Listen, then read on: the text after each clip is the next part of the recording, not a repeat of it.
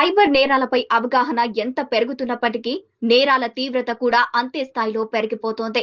రాష్ట్రంలో నెలకు సగటు 90 కోట్ల రూపాయలకు పైగా సైబర్ నేరగాళ్లు దోచుకుంటున్నారు.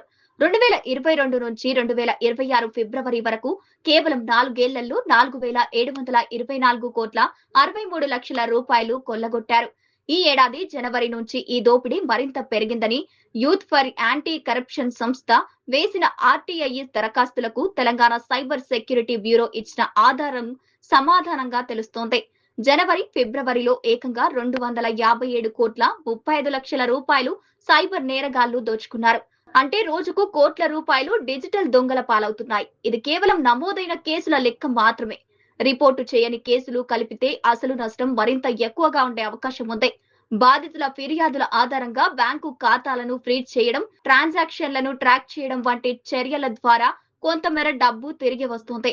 మొత్తం నష్టంతో పోలిస్తే రికవరీ చాలా తక్కువగా ఉంది.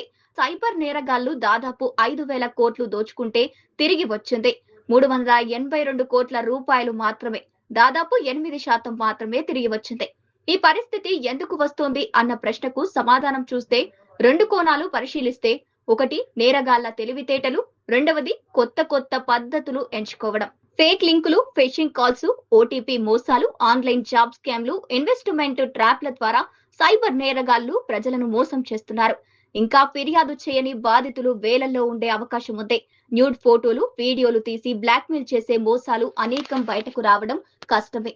కుటుంబ పరువు పోతుందని బాధితులు ఫిర్యాదు చేసేందుకు వెనకబడుతున్నారు. రిటైర్డ్ ఉద్యోగులు, అధికారులే కాదు, ఆఖరికి ఎమ్మెల్యేలు కూడా డబ్బులు సమర్పించుకుంటున్నారు.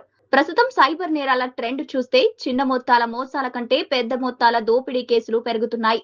ముఖ్యంగా ఉద్యోగాల కోసం ప్రయత్నిస్తున్న యువత, ఆన్లైన్ ట్రేడింగ్ లో ఆసక్తి ఉన్నవారు, అలాగే డిజిటల్ ట్రాన్సాక్షన్లు ఎక్కువగా చేసే మధ్య తరగతి ప్రజలు సైబర్ నేరగాళ్లు ప్రధాన లక్ష్యంగా చేసుకుంటున్నారు. సోషల్ మీడియా, ఫేక్ యాప్లు, డీప్ ఫేక్ టెక్నాలజీ కూడా ఇప్పుడు ఈ మోసాల్లో కీలక పాత్ర పోషిస్తున్నాయి. రాష్ట్ర ప్రభుత్వం, పోలీసు శాఖ కూడా ఈ సమస్యలను అరికట్టేందుకు చర్యలు తీసుకుంటోంది. సైబర్ క్రైమ్ పోలీస్ స్టేషన్లు, హెల్ప్ లైన్ నంబర్లు, 1930 అవగాహన కార్యక్రమాలు, బ్యాంకులతో సమన్వయం వంటి చర్యలు చేపట్టారు. ఫిర్యాదు వచ్చిన వెంటనే స్పందిస్తే డబ్బు రికవరీ అవకాశాలు పెరుగుతాయని అధికారులు చెబుతున్నారు. రాష్ట్రంలోనే కాదు, దేశవ్యాప్తంగా 10 ఏళ్లలో భారత్ లో డిజిటల్ చెల్లింపుల లావాదేవీలు 38 రెట్లు పెరిగాయి.